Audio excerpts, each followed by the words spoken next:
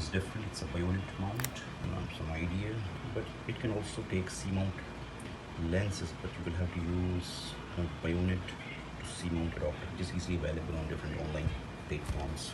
It's in a pretty decent shape, runs smoothly. SBM also accepts film magazine on the top.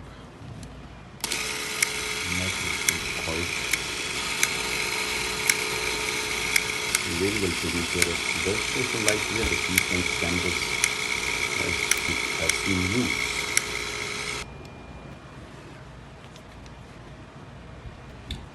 You can use various switch or 1800mm f1.2 lens when f1.9 lens on it, but mostly came in bayonet mount or any C-mount lens, but remember you have to use a bayonet mount to C-mount adapter.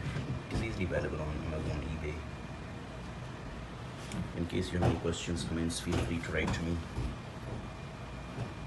Thank you very much.